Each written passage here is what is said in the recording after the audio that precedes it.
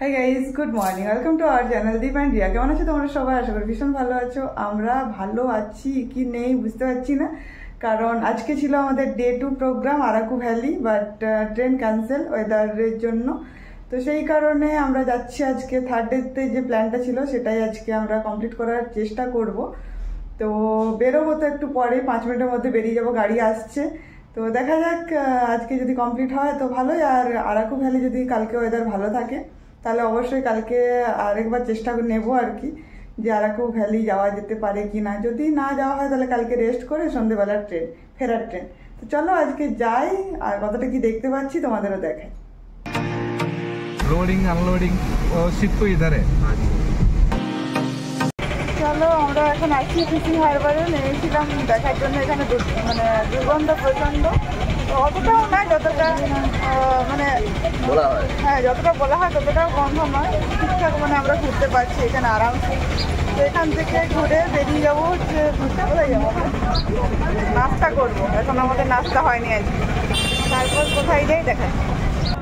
এই যে বোটগুলো দেখছো পড়ে আছে, এগুলো ফায়ার হয়ে পড়ে আছে, ফায়ারিং হয়ে গেছে এখানে ওয়ার্ল্ড কাপের পরের দিনে। হ্যাঁ ওয়ার্ল্ড কাপের পরের দিনে বললো না, ফাইনালের, হ্যাঁ আগুন ধরে গেছিলো এখানে, অনেক বোট জ্বলে গিয়ে নষ্ট হয়ে গেছে,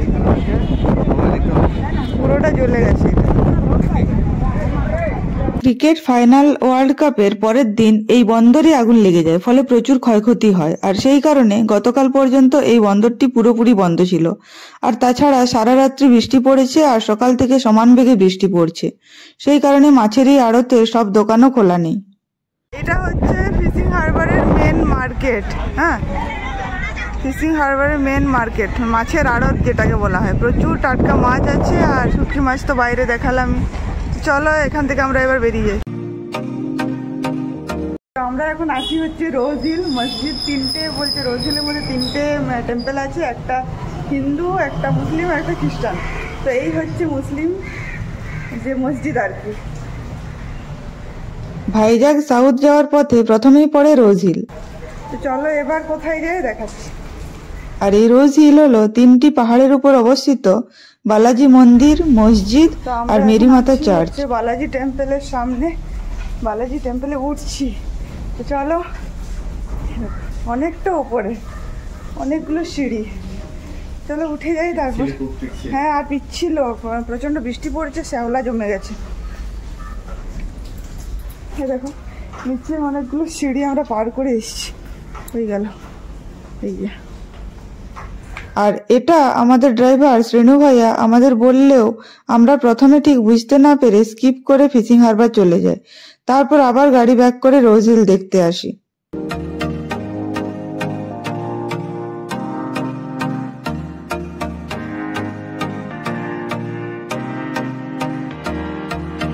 আছি হচ্ছে বালাজি টেম্পল, আর এখান থেকে দেখো পোর্টটা পুরো পরিষ্কার দেখা যাচ্ছে। দেখো কতগুলো সিঁড়ি অলরেডি আমরা নেমে চলে এসেছি, আর কতগুলো আবার নামতে হবে। আর তার সাথে আবার বৃষ্টি পড়ছে, তো প্রচন্ড কষ্ট এটা নামা।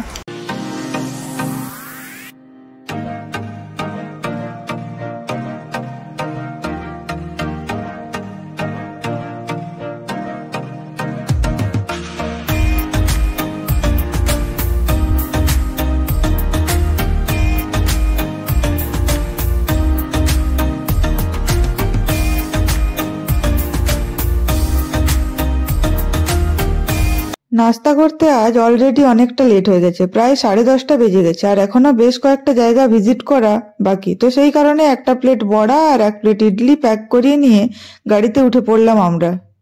টাইম সেভ করার এটা এক অনন্য পন্থা বলতে পারো। শ্রেণু ভাইয়া বলল নাস্তা করে এসছে, তো শুধু আমাদের দুজনের জন্য খাবার নেওয়া হলো। এখন আমরা চলেছি সিমাচলম টেম্পলের পথে, আর রাস্তায় যেতে যেতে ভিউটা জাস্ট অসাধারণ। সত্যি কথা বলতে কুয়াশা জড়ানো এত পাহাড় একসাথে এর আগে আমি দেখিনি। তো এখন আমরা চলে এসেছি সিমাচলম টেম্পলে, আর গাড়ির মধ্যে চটি খুলে দিয়ে চলে এসেছি, দেখতেই পাচ্ছ। তো চলো ভেতরে যাই, তারপর বাকি কথা হচ্ছে। তো এইটা হচ্ছে এন্ট্রান্স সিমাচলম টেম্পল। ওই দেখো সবাই মন্দিরে প্রবেশ করছে আর এখানে সিকিউরিটি আছেন, কারো কাছে মোবাইল আছে কিনা চেক করছেন। ভেতরে মোবাইল নিয়ে প্রবেশ করা যাবে না, তো সেই কারণে আমরা একসাথে দুজনে মন্দিরের ভেতরে যাইনি। প্রথমে আমি একা গেছিলাম, তখন ভিড় ছিল না, তাই 5 থেকে 7 মিনিটের মধ্যে বেরিয়ে আসি। বাট ভেতরে চলে যাওয়ার পর মাথার মধ্যে একটা চিন্তা ছিল, দীপ যেহেতু এন্ট্রান্সের দিকে আমার জন্য ওয়েট করবে, তাহলে আমি এক্সিট গেটে বেরিয়ে এত বড় মন্দিরে ওকে খুঁজবো কিভাবে। ইভেন একবার মনেও হয়েছিল ঠাকুর দর্শন তো হয়ে গেছে, তাহলে এবার এন্ট্রান্সের দিকে ব্যাক করে যাই।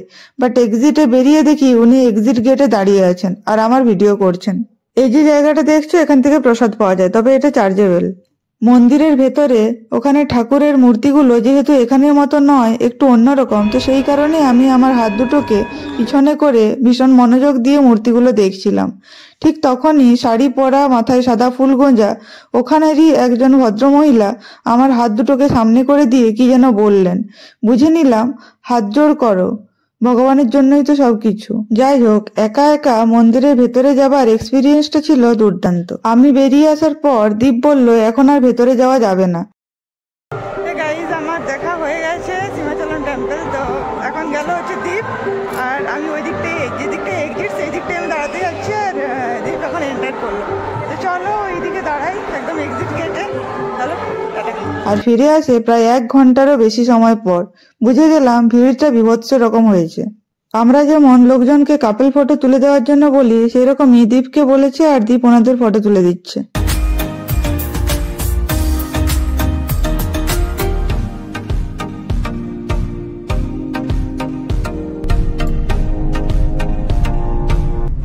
কেমন লাগছে বলো বিশাখাপত্তনম? আমার দেখতে ভালো লাগছে, তোমার জন্যই আসা, তোমার জন্যই দেখা। इधर से वो 10 किलोमीटर 15 किलोमीटर मिनिमम वो टर्निंग है। अరకు वैली 60 किलोमीटर है। পাহাড়ের গা বেয়ে যখন টার্নিং গুলো ঘুরছিল তখন একটু একটু ভয় পাচ্ছিলাম, তো শ্রীনু ভাইকে বললাম একটু স্লো চালাতে গাড়িটা। তো তখন ও বলছে যে এটা তো মাত্র 10-15 কিলোমিটার রাস্তা আছে এরকম টার্নিং, আর আরাকু ভ্যালি যদি কারে যাওয়া হয় তো সেটা 60 কিলোমিটার। আজকের লাঞ্চটা মোটামুটি ছিল, একেবারে ঘরোয়া রান্নার স্বাদ পেয়েছি। আর এই যে নকুলদানার মতো দেখছো, এগুলোর ভেতরে মৌরি ছিল, বেশ ভালো ছিল ব্যাপারটা। আমাদের শহরের রেস্টুরেন্টগুলোতে তো মুখশুদ্ধি হিসেবে মিছরি টুকরো থাকে, সাথে মৌরিও থাকে অবশ্য। লাঞ্চ করা হয়ে গেছে আমাদের, লাঞ্চ করার পর চলে এসেছি ইয়ারাদা বিচে। তো চলো ইয়ারাদা ছাতাতে থাকতে হবে, সারাদিন বৃষ্টি পড়ছে, কি করবো, কি আর করা যায়। রোদ্দুর থাকলে মাথায় ক্যাপ থাকতো, আর এখন বৃষ্টি পড়ছে বলে এখন ছাতা আছে, তাই না? ঠিক আছে চলো এখন যাই আমরা ইয়ারাদা বিচের দিকে। চলো সুন্দর বিচটা তোমাদের দেখো। ভাইজ্যাগের সবচেয়ে সুন্দরতম বিচ হলো ইয়ারাদা বিচ। এখানে সমুদ্র পাহাড় মিলেমিশে একাকার হয়ে গেছে। ভালোভাবে লক্ষ্য করলে বোঝা যায় সমুদ্রের বিশাল ঢেউ পাহাড়ের গায়ে সজোরে আঘাত করার ফলে পাহাড়ি পাথর ক্ষয়ে যাচ্ছে দিনে দিনে। এত সুন্দর দৃশ্য দেখে আমি তো প্রায় দিশেহারা হয়ে পড়ছিলাম। এখানে আমরা দুজন প্রায় অনেকটা টাইম স্পেন্ড করেছি।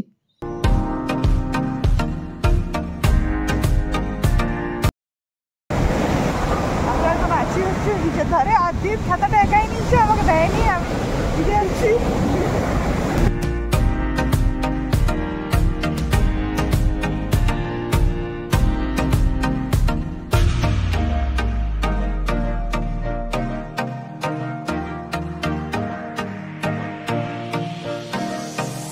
আর এদিকে সমুদ্রের বালি আর আমার চটিতে আমার দুটো পায়েরই চামড়া ছিঁড়ে গেছে, তো দুটো পায়ে ব্যান্ডেড লাগানো আছে, দেখতেই পাচ্ছ। দীপেরও পায়ের চামড়া ছিঁড়ে গেছে, তো ও তো আজকে খালি পায়েই চারদিক ঘুরে নিয়েছে, সব জায়গায় ও খালি পায়েই গেছে আজকে।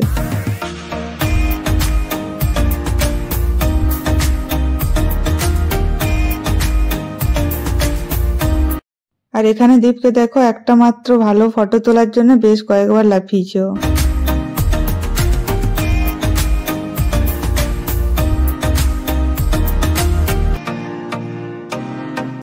আমরা যে ডেটে এসেছি সেই ডেটে চলছে সাইক্লোন, মিগজাউন সাইক্লোন চলছে। তো সেই কারণে আমরা ডলফিন হাউস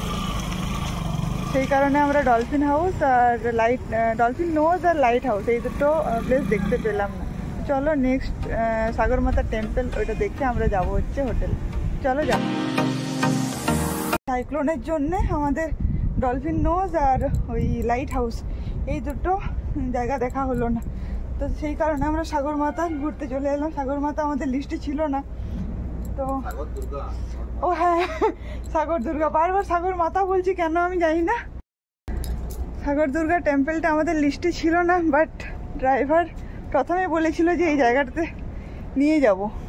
তো সেই কারণে আমরা চলে এলাম সাগর দুর্গা টেম্পলে। দেখতেই পাচ্ছ পেছনে টেম্পল।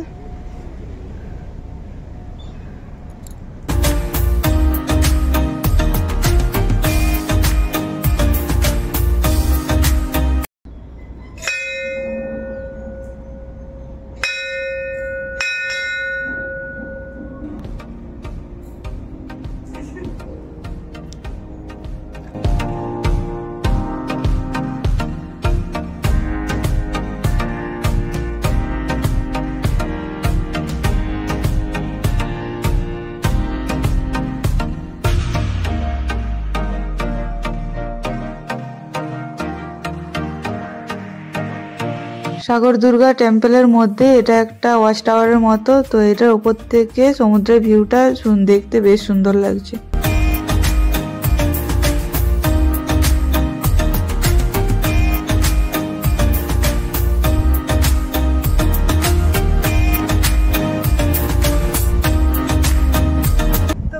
আজকের ব্লগ এই পর্যন্তই। আমাদের ব্লগ তোমাদের ভালো লেগে থাকলে অবশ্যই লাইক, শেয়ার আর সাবস্ক্রাইব করে দিও। আর যদি আগামী দিন আগামীকাল যদি আমরা আরাকু যাই, তাহলে অবশ্যই আরও একটা ব্লগ তোমরা পাবে, আরও একটা সিরিজ, বিশাখাপত্তনমের আরও একটা সিরিজ তোমরা দেখতে পাবে। আর যদি কালকে আমাদের আরাকু না যাওয়া হয় তাহলে তো আর কিছুই নেই, শেষ। বিশাখাপত্তনমের সিরিজ এখানেই শেষ। চলো বাই। সন্ধেবেলা হোটেলে ফিরে দীপ 4 লিটারের 2টো জলের বোতল নিয়ে নিল। আর এই সিঙ্গাড়াগুলো দেখছো বেশ ছোট পুচকু আলু ছাড়া সিঙ্গাড়া, ভেতরে কোনো রকম আলু নেই, শুধুমাত্র পেঁয়াজের সিঙ্গাড়া। 20 টাকায় 4 পিস দিল। আজ ডিনারে ছিল তন্দুরি রুটি, সাথে পনির মশলা আর স্যালাড।